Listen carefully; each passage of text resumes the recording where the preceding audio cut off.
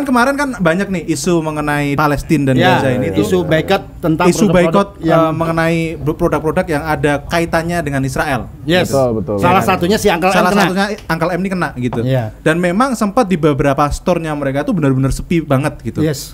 Nah, boykot itu tuh sangat jalan. Nah, menurut kalian gitu. Kalian setuju nggak sih dengan pemboikatan brand-brand luar yang berkaitan dengan Israel ini? Kalau Iya. masalah pro atau kontra soal boykot, kalau aku pribadi itu sebenarnya menengah ke atas. Oh. Jadi Gimana? kayak nggak pro banget tapi ya agak pro aja.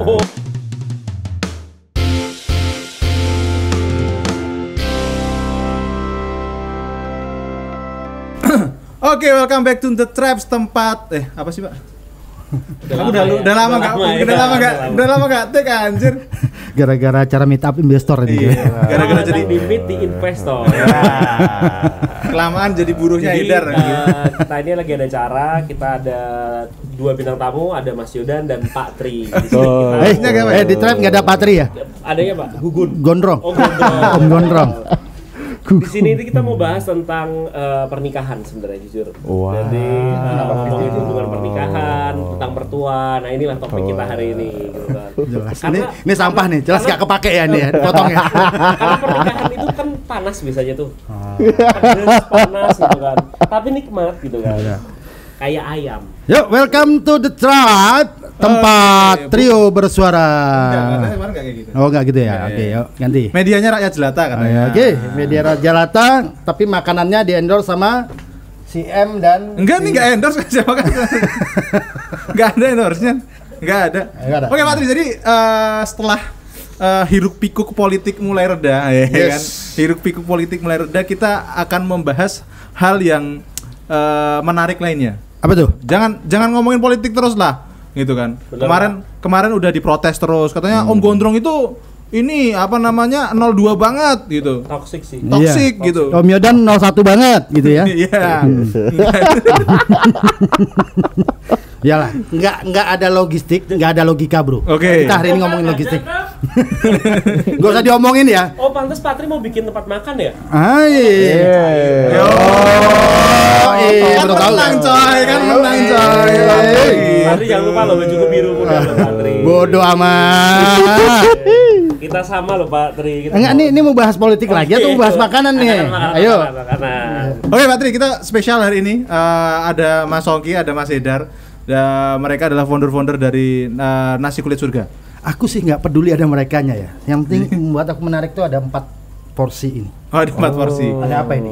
Ini something new buat aku yang orang kampung. Enggak usah kayak gitu, Pak. Itu kayak konten apa jualan banget enggak sih? Iya, bener. Enggak kayak gitu. terlalu- Natural aja gitu loh, enggak harus kayak gitu. Nggak harus jilat kok, Pak. Enggak harus menjilat gitu loh. Terlalu tua kamu. Iya. Ini aja. Kok makan McD sih? Pak? Kau makan McD ya? Hah? Katanya boykot. Oke. Siap. Boleh. Oh, Pak Tri ini sebenarnya milih 02 atau 01 sih, Pak? Di sini tulisnya 1, Pak. Ini Enggak konsisten ya. Oke, so yang menarik hari ini adalah kita mau membahas. Yes. Ya, ini ada 2 brand kita datangkan langsung ya kan. Yang satunya itu brand multinasional. Ya kan, Uncle M, nah, gitu kan. Uncle M. Uncle M semua orang udah tahu gitu. Yang satunya ini multidimensi. Sama-sama M ya? Sama-sama. Ada M-nya. Sama-sama ada M-nya. Molly. Molly gitu. Nah, yang cukup menarik adalah gini loh. Kenapa kok ini sama-sama nasi ayam gitu kan? bisnisnya sama ya. Sama-sama Core-nya nasi ayam. nasi dan core-nya ayam gitu ya. Sama-sama nasi ayam.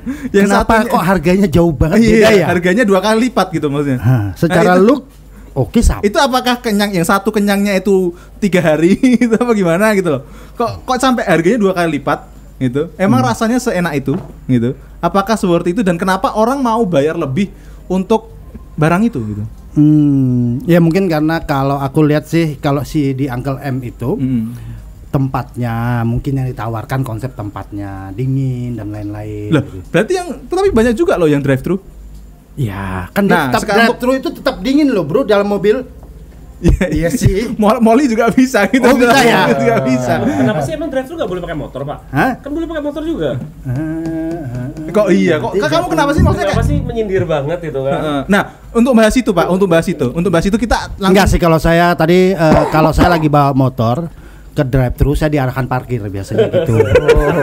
Sebenarnya bukan karena naik motor sih Pak, karena mungkin Pak Trinya sih. Iya. Pak gondrongnya sih. Iya. Karena Oke. dikiranya preman. Kalian mau review saya atau mau review makanannya nih? Enggak, untuk menjawab pertanyaan saya itu langsung kita hadirkan pakar teori perilaku konsumen. Ya.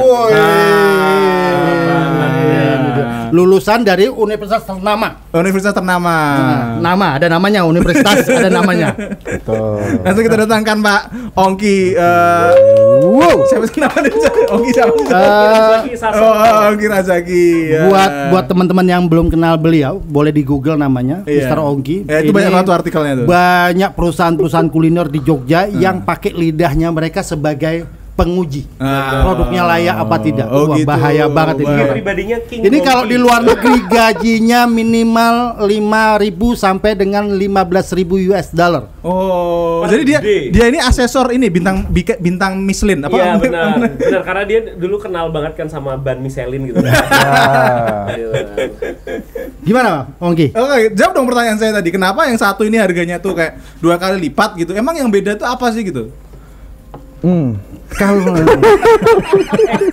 sebelum dia jawab, kemarin tuh aku lagi ngobrol sama Ongki, terus dia kebetulan kan kita lagi bikin es cendol gitu juga. Oke. Es cendol di banyak tempat. Nah, ototnya dia itu otot dengan sales tertinggi. Wis. Terus dia tuh ngomong gini loh dari caranya gitu. Wih. Sebenarnya tuh ada namanya price engineering gitu kan. Oke.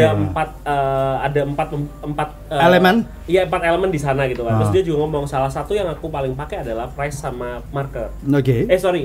Place sama market itu Yes. yang dia paling pahami Yes. gitu kan. Nah ini pas banget untuk ngejawab itu karena dia tahu banget tentang konsep place sama market. Betul. Coba mungkin 4P, 5P apa sekarang 7P pakainya? Pasti dulu minumannya Philip Hotler ya. repot lah. Betul. Tapi ini mungkin semuanya nggak bisa aku share ya karena ini rahasia perusahaan. Oke. Oke. Benar-benar. Gimana? So gimana? Menjawabnya gimana nih? Yang mana yang harga 2 kali lipat tadi? Iya. Iya. Oke. Kenapa yang satunya? Karena gini. Dan tetap laku loh Pak. Maksudnya tetap laku. Ini yang Uncle M ini tetap laku dengan harga 2 kali lipat dari brand-brand lokal. Oke. Kenapa sih gitu loh? Karena tuh sebenarnya produk Uncle M itu sudah internasional. Oke. Sehingga kayak orang-orang tuh makan ke sana tuh pride dengan harga sekian dan kemudian mereka update sosial media sehingga kayak ngerasa pride-nya itu tinggi gitu. Oh. Padahal ketika mereka support produk lokal, itu tuh mereka sangat membantu perekonomian banyak orang gitu. Oh. Emang kalau Uncle M ini produknya nggak dari lokal ya? Berasnya itu nggak dari petani Indonesia, nggak? Impor kayaknya. Impor ya? Iya. Oh. Nah, kalau perilaku yang seperti itu menurut teori perilaku konsumen itu dikategorikan sebagai teori apa itu, Pak? False 9. False Nine. Film di Netflix yang paling baru. False Nine. False Nine. Nah, dia False Benar. Nine. Part 2. False Nine Part 2. Waktu jadi Aku sekian tahun lu belajar buku marketing nggak nemu istilah ini loh. False Nine. Apa itu Pak? Boleh dideskripsikan nggak istilah itu? itu formasi yang kuat gitu Pak. Kayak penyerangnya ada 3, defensif 3, 4 belakangnya. 4. Oh. 4-3-3. 4-3-3. Jadi kayak sepak bola ya tapi? Iya, jadi tuh 4-3-3 itu 10. sebenarnya kan sepak bola itu seperti perusahaan juga. Betul, Ya, bayangannya. ya. Oke. Oke. Kalau kita kulik kurang lebih HPP-nya sih kurang lebih sama. harusnya logikanya. Harusnya ya, ayam. Bahkan bisa jadi yang Uncle M ini lebih murah HPP-nya karena kontrak untuk pembelian Oh, iya. ayamnya jauh lebih banyak kan Oke, dibanding nasi kulit surga. Oh, Molly. Ini Molly. Oh, nggak ada nasi. Ini loh Molly, ini loh Molly. Surga dan Molly ya. Oh, jadi Molly ini diproduce oleh Nasi kulit surga. Nasi surga. harusnya gitu ya kalau Iya. secara logika HPP-nya jauhnya lebih. Harusnya lebih murah Uncle M dong. Cuman biaya operasionalnya mereka yang lebih Loh, enggak, Molly itu tinggi. tinggi. Tinggi, bayar Ongki tinggi loh. Bener. Aku timnya Uncle M kan? Iya. Ya, timnya Uncle M berarti ya. Berarti ya. Oh. Nggak bisa itu Pak, Molly itu juga tinggi. Buat aku wajar lah Uncle M mahal gitu kan. Aku timnya Uncle M ya tadi di sini. Iya. Wajar lah gitu kan. Tempatnya aja strategis, tempatnya di tempat-tempat yang paling premium gitu kan. Sewanya mahal, brandingnya mahal. Kita nggak iklan kayak ini gitu kan. Iklan ini kan paling di KOL gitu kan.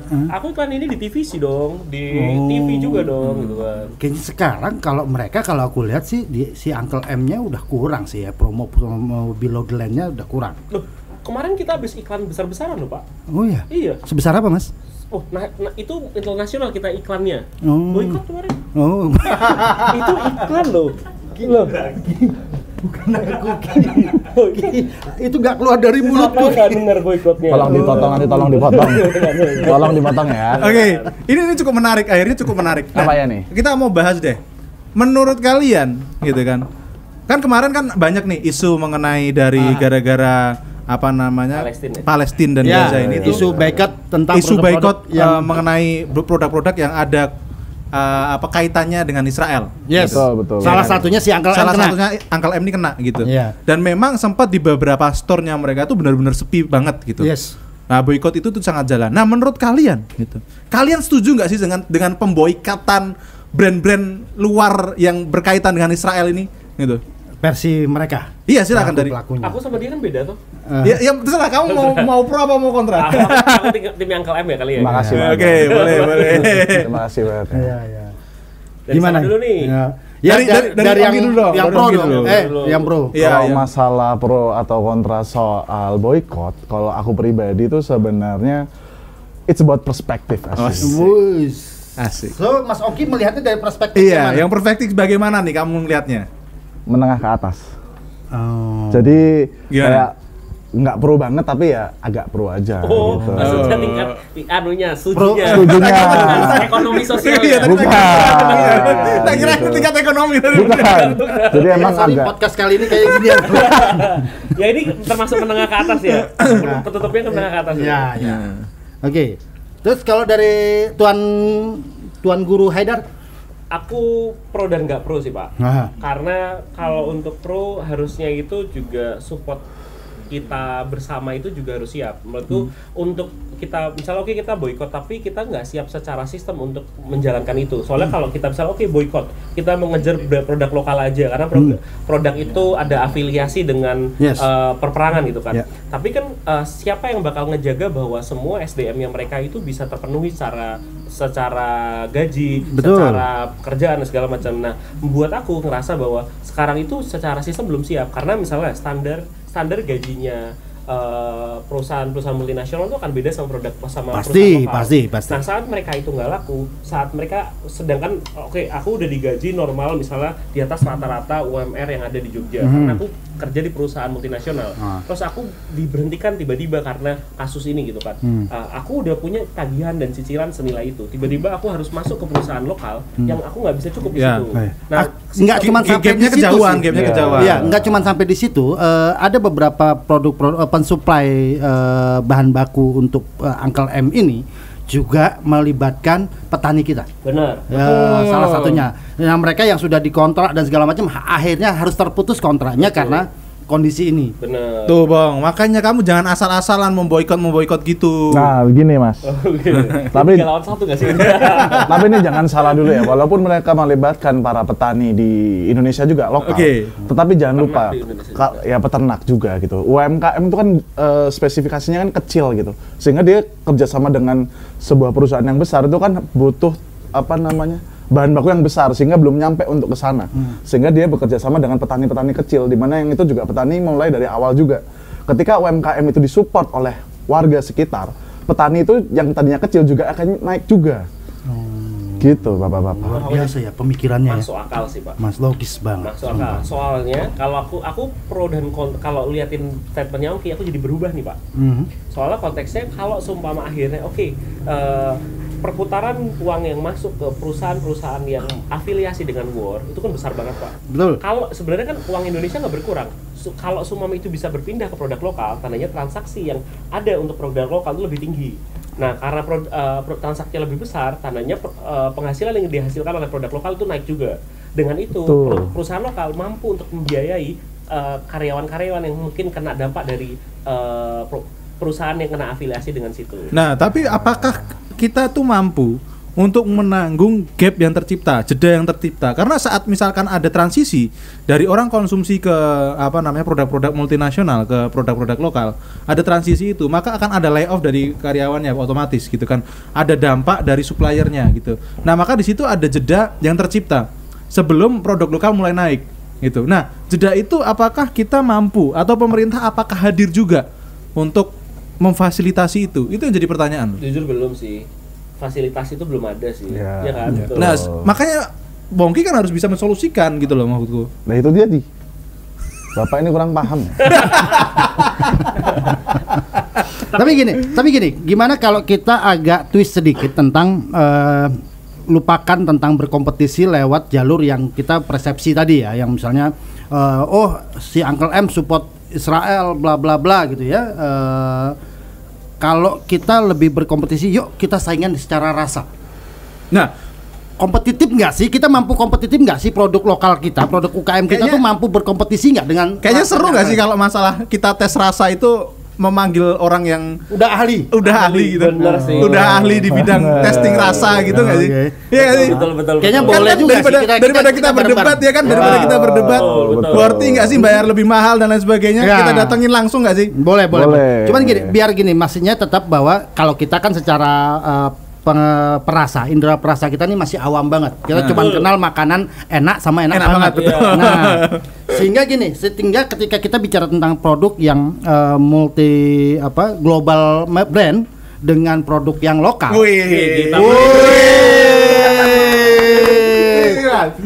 Apa nih buat dimakan? Buat dimakan. Buat dimakan. Loh, yang itu kemana? Mas sini.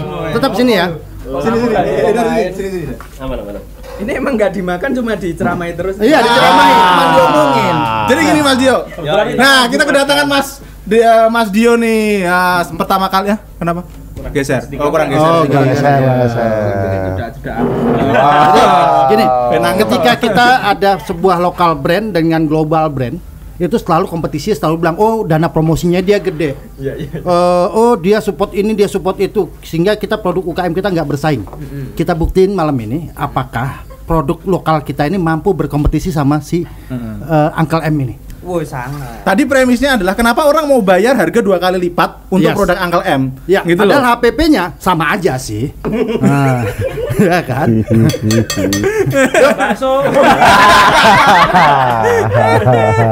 Nah, tadi kan terus Om Gondrong kan tadi bilang gitu kan. Kenapa nggak kita saingannya dari rasa dan kualitas dong gitu. Dari rasanya dulu dong. Memang rasanya mampu bersaing emangnya gitu. Gitu loh. Nah, kan sekalian aja kita langsung datangkan mumpung Mas Dio ada di sini ya kan. Haji mumpung. Soalnya kan kalau saya sama Om Gondrong ini makanan tuh adanya enak sama enak banget Mas Dio. Nggak ada makanan kan susah. Nanti susah untuk menilai ini. Nah, makanya Mas Dio langsung coba deh gitu loh. Kira-kira menurut Mas Dio emangnya mampu brand lokal lu bersaing sama brand-brand lokal sama brand-brand multinasional gitu loh. Sangat bisa. Harus diplomatis ya, kayaknya jawabnya terlalu diplomatis ya. Cukup hati-hati. Cukup hati-hati. Takut ya 2 hari ke depan dari hari ini. Terus dipanggil sama tetangga ya. Sangat bisa. Harusnya sangat bisa ya kalau secara itu ya. Sangat bisa karena kan punya ciri khasnya sendiri. Enaknya juga. Wah, ini enak banget. Ini si ayam moli. Oi. Udah tahu Mas? Kenalin loh, udah tahu nih ayam moli. Oh, tadi baca brief di belakang. Padahal aku mau kita tes sebentar. Oke. Kriuknya ada langsung ilmu. Berarti yang ini kita singkirkan dulu karena udah umum lah ya, kita udah pernah nyoba semua rasanya. Ini kita singkirin. Silahkan dicap cip mana yang pengen dicobain. Takutnya ini disetting buat jenengan yang enak, yang ini yang itu enggak gitu. Mau pilih yang mana? Aku suruh makan nih. Hah? Enggak usah diliatin aja Mas. Mall ini diliatin doang tuh rasanya udah masuk ya. Aku tadi ngeliat koknya rasanya ini ayamnya tuh gimana ya?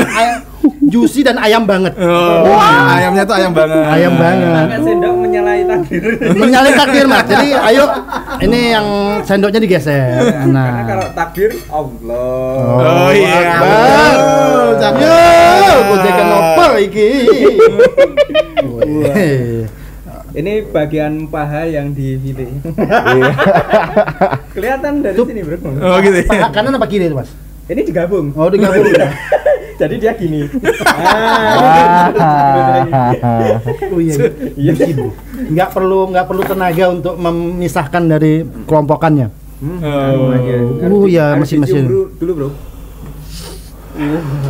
indera penciuman saya pindah ke mata, Mas. Oh iya, siap. Kalau perlu disedot. Tambah tua tuh tambah lucu ya. Dapat bepek emang ya. Tambah tua memang tambah lucu gitu ya. Oh ya, jusnya masih. Jusnya masih ya. Ini posisinya masih hangat. Juicy. Karena ini spesialnya pedas, harus terasa pedasnya dong. Ya. Ya. Emang beda ya kalau review makanan beda ya. Beda. Emang beda. Sama reviewer alam gaib beda memang. Ini. Dia pakainya diem kan. Uka. Ini cocok untuk makanan sesembahan ya. Tinggal ditambahin bunga ya. Atau kembang. Nah udah ada kembang hijau-hijaunya udah ada. Kembangnya udah ada, cuman dia dibikin crispy ya. Ngawur banget. Ngawur deh. Nggak boleh gitu dong. Mantap, tapi Bagian itu nanti dikat ya. Ya dikat ya, tolong dikat. pada intinya kalau memang pembahasannya apakah brand lokal itu bisa menyaingi atau mungkin apa ya, melebihi menyaingi atau Berkompetisi. Berkompetisi. lah. Iya, Nah, berkompetisi, menyaingi ya, betul. kali mungkin berkompetisi lebih baik. Nah itu pasti sangat bisa kayak gitu.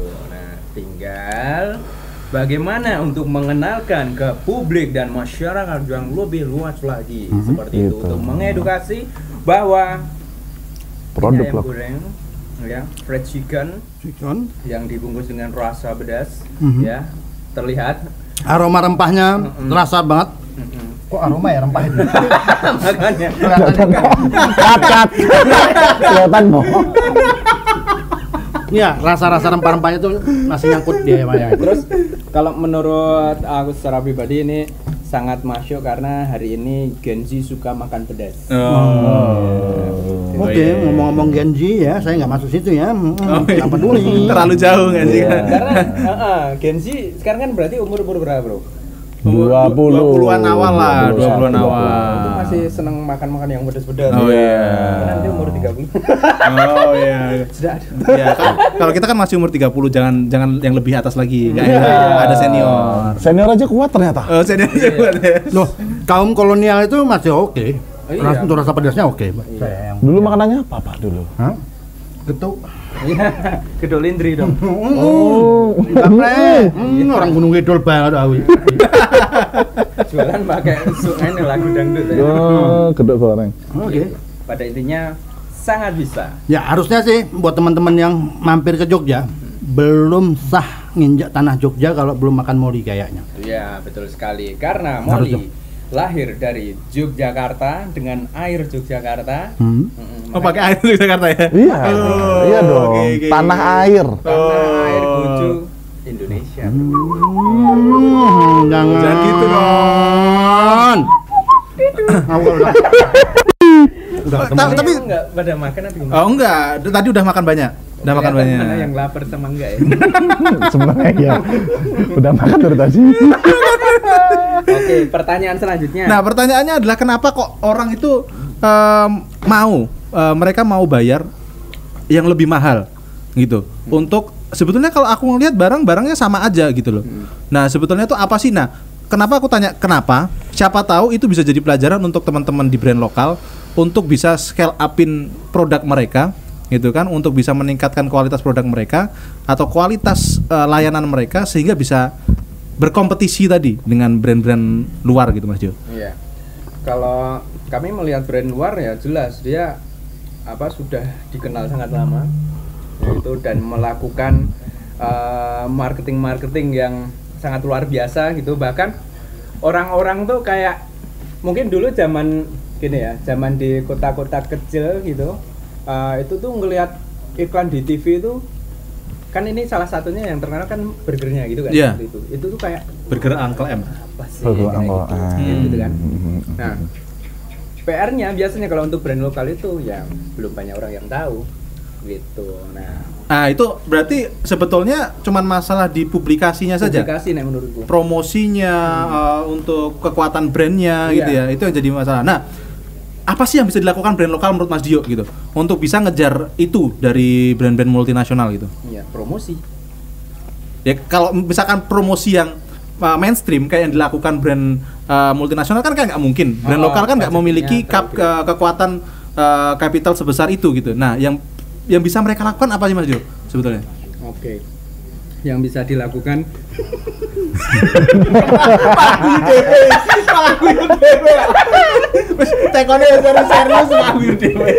Enggak.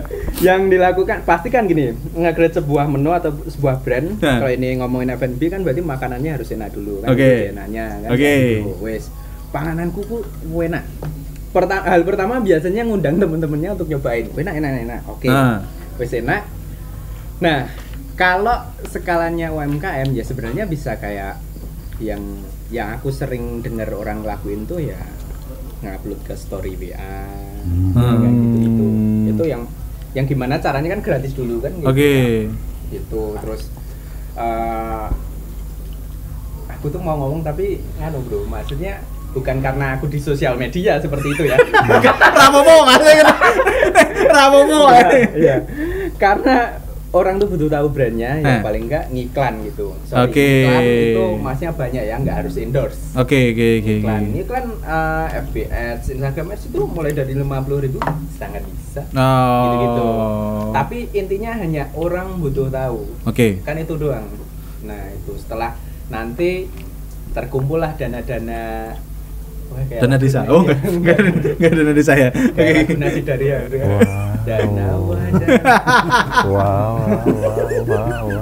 Saya tidak peduli. Kayaknya tuh dari tadi dia diam tuh ngapain gitu, kayak menikmati banget loh makanannya dari. Ini gimana nih? Ya buat saya yang udah di usia sekarang, yang makan tuh udah nggak bisa sembarangan sebenarnya. Tapi kalau dilihat Molly ini kayaknya udah tua banget, itu nggak bisa makan sembarangan. Kayaknya udah tua banget. Salah satunya saya udah nggak bisa makan teman, udah nggak bisa. Udah habis temennya ya. Temennya udah habis. Dimakan semua soalnya. Dimakan semua. Udah habis. Kalau kita ngelihat brand gini ya, brand lokal tapi yang dilakukan mungkin di tahun 80-an, 90-an mungkin. Nah, dia caranya untuk memperkenalkan produknya itu seperti apa itu biasanya jualan contoh nih bakso atau mie ayam pakai gerobak dia keliling nih. Sebenarnya kan itu salah satu ikhtiar biar banyak lagi orang yang tahu. Betul. Nah biasanya setelah muternya tuh kan bukan baru muter 2 bulan terus habis itu tiba-tiba iya. Tiba-tiba dicari kan nggak kayak gitu juga ya. Muternya tuh sampai bertahun-tahun gitu, bisa ada yang puluhan tahun mungkin lama lah kayak gitu, sehingga beliau udah bisa biasanya itu muter mungkin awal buka muter sekali masih baru kejual dari 100 porsi mungkin baru kejual 10 itu setelah nanti bertahun-tahun. Nah dia kan bisa mengukur nih, ternyata ketika aku keluar gerobak jam 1 jam 3 sudah habis, wah berarti orang-orang udah cocok nih sama menuku ini. Nah, ketika dia membuka mungkin dan tidak lagi berkeliling, orang akan nyari kemana sih ini si bakso. Nah, terus biasanya kan ada info-info sekarang buka di rumah. Nah, walaupun mungkin kadang gini karena sudah umurnya mungkin udah mulai menua kayak gitu kan udah nggak bisa muter keliling lagi, biasanya kan ya sudahlah capek di rumah aja. Tapi karena dilakukan setiap hari dan bertahun-tahun sehingga orang banyak yang sudah langganan cocok ya akan tetap dicari. Tapi itu kan beberapa puluh tahun yang lalu Mas Dio. Harusnya sekarang kan nggak kayak gitu lagi orang bisa, ya nggak sih? Habitnya kan bisa untuk dia memperkenalkan produknya dia. Itu balik lagi kayak Mas Dio tadi bilang. Sekarang itu sosial media itu jadi kayak bypass gitu ya kali ya. Orang zaman dulu tuh untuk mempublikasi ke orang banyak itu harus ngiklan di TV, ngiklan di koran yang ngeluarnya duit banyak gitu. Sekarang itu kayak tadi Mas Dio bilang untuk di sosial media nge-add saja 50.000 juga jadi gitu. Juga jadi, bisa bro gitu. Nah, biasanya yang terjadi itu tidak konsisten untuk mengiklan. Biasanya UMKM yang terjadi, dia nggak konsisten tuh di situ, nggak ngeluarin budget setiap bulan untuk melakukan itu. Sehingga karena sekian banyak brand yang banyak ini ya, mereka ketikung oleh brand-brand yang konsisten dengan melakukan itu. Oke. Sekarang kan sosial media itu bahkan bisa membelokkan orang mau makan apa kalau sih. Iya. Contoh nih, aku sering cerita tuh, kalau Senin mungkin niatnya nanti malam Minggu aku mau makan mie ayam lah kayak gitu. Mau makan mie ayam. Tapi ada gempuran perkontenan yang mungkin yang iklan itu di hari Kamis gitu, ayam goreng yang sangat menggoda. Ini orang yang mau beli di sana geser. Oke. Betul. Power of social media ya. Kekuatan konten gitu. So itu harusnya bisa dimanfaatkan oleh brand-brand lokal untuk mempublikasi produknya mereka. Tapi basisnya tetap dong, kita harus punya produk yang enak dulu ya nggak? Iya kan? Itu harus ya. Itu kayak apa namanya? Hukum wajib pertamanya ya, sebelum kita bisa berani mempublikasikan dan lain sebagainya gitu ya. Oke. Idealis dia membuat menu ya tetap harus dicicipin ke orang lain kayak gitu. betul. Soalnya aku gawe standarnya elek soalnya. Oke, closing statement Om Gondrong, silakan. Wah, Om Gondrong sudah. Ya seorang Pak di masa menikmati. Iya, Uri akan mau ngobrol nih. Nggak, karena gini. Ini nggak diminta sama siapapun, tapi aku pernah orang yang hidup hampir 1 tahun makan produk ini setiap hari. Karena dulu paket 5.000 dapat burger, dapat kopi. Oke. Oh iya. Tahun berapa itu? Tahun 60. Tahun 96. Oh, 96. Jadi aku 1 tahun hampir setiap hari karena aku kerja di Sarinah Tamrin dulu. Jadi setiap hari sarapan paginya di sini. Terus dapat baca koran gratis. Hampir setahun itu, tapi gini. Hari ini sebenarnya apakah bagaimana produk lokal namanya Molly bisa menjadi substitute pengganti bahasanya kalau ada teman-temanku yang hijrah gitu ya kalau mau hijrah ke Molly aja gitu sih menurut aku, karena secara rasa dapat bisa dinikmati bahkan usia yang udah rentan dengan perutnya pedas dan segala macam, tapi ini masih masuk ya menurut aku ya. Sangat masuk sekali. Oke, so thank you so much Mas. Bentuk support UMKM kita mau dipotong. Belum selesai bro, ya Allah. Ya enggak, kalau lo cinta sama teman-teman, lo cinta sama tetangga, lo cinta sama UMKM Indonesia, ya yuk makan produk lokalnya gitu loh. Oh, keren banget. Emang umur nggak bisa bohong. Umur nggak bisa bohong. Berdasarkan pengalaman, umur nggak bisa bohong. Ini ngulang pertanyaan. Tolong Mas, satu lagi Mas. Nggak kelar ini kayaknya. Oke, so kayak gitu kayak Pak Tri hari ini. Ya, bentuk support kita ya memang harus support UKM juga gitu. Maksudnya ya beli produk UKM lah kalau hari gini. Yes. Oke, kayak gitu, makasih banyak Mas Dio udah berikan masukan, udah diculik gitu kan. Tadi baru meeting kita culik. Mereka bohong ya, nggak dimakan. So terima kasih juga Mas Ongki yang sangat pro boykot ya. Nunjuk, lu ngomong sama Ongki nunjuknya ke gua. Gua nggak setuju boykot juga karena kemarin kan impactnya banyak juga. Tapi bentuk kecintaan kita sama UMKM lokal ya, yuk kita nikmati produk UMKM kita. Oke, so untuk teman-teman yang memiliki produk lokal ya, pokoknya jangan patah semangat. Fokus nyiptain produk yang berkualitas saja, ya kan. Sekarang publikasi nggak kayak dulu lagi kata Mas Dio, ya kan. Sekarang kalau kamu mau, kamu bisa publikasi di mana aja, gitu kan. Nggak ada border lagi, gitu kan. Udah borderless, gitu kan. Borderless privacy, gitu kan. Kayak aku sama Pak Tri. Enggak ya. Pak Mari, ada pertanyaan dari pemirsa nih. Apakah kalau tadi bilangin support sama UMKM, apakah The Tribe juga support sama UMKM untuk bisa juga rilis di The Tribe, Pak? Artinya gini, The Tribe membuka diri. Buat teman-teman UMKM Jogja dan sekitarnya, Jogja Raya deh, yang produknya pengen kita coba sama-sama, kita nikmati sama-sama dan kita rekomendasikan, mampir aja, hubungi The Tribe. Oke. Bisa DM The Tribes ya? Bisa, terutama Yodan Pranata ya. Enggak usah. Enggak, soalnya banyak yang komen. Nyari Instagramnya Om Gondrong enggak ada. Enggak punya Instagram. Paling susah gitu. Om Gondrong itu masih zamannya ini Friendster. Saya MRC, lebih tepatnya MRC ya. Asal ya, yo. Iya, betul.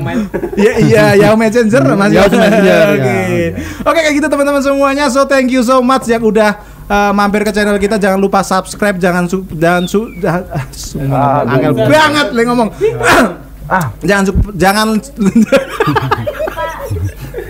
Jangan lupa like dan share teman-teman semuanya. Sampai jumpa di episode The Trap selanjutnya. Bye bye. Molly layak dinikmati. Wih.